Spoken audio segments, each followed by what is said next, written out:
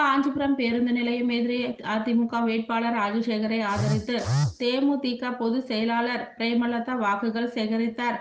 காஞ்சிபுரம் பேருந்து நிலையம் எதிரே அதிமுக வேட்பாளர் ராஜசேகரை ஆதரித்த தேமுதிக பொதுச் செயலாளர் பிரேமலதா வாக்குகளை சேகரித்து சிறப்புரையாற்றினார்.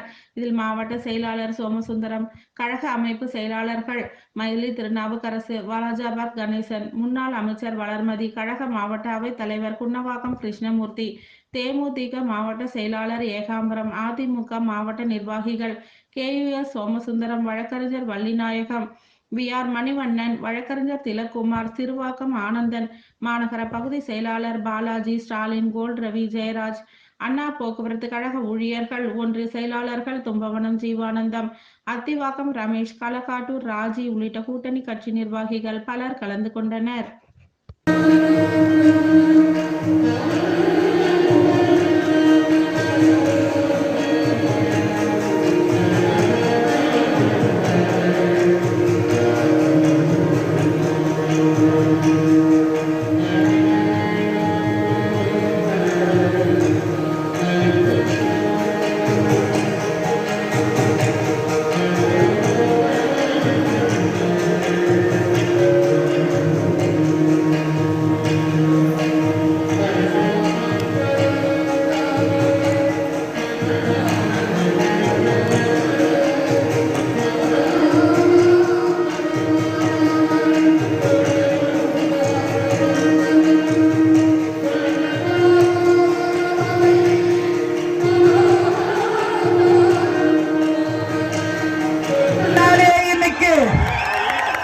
தமிழ்நாடு முழுக்க காஞ்சிபுரம் பாராளுமன்ற தொகுதியை லைவ் டெலிகாஸ்ட்ல இன்னைக்கு பார்த்துக்கிட்டு இருக்காங்க.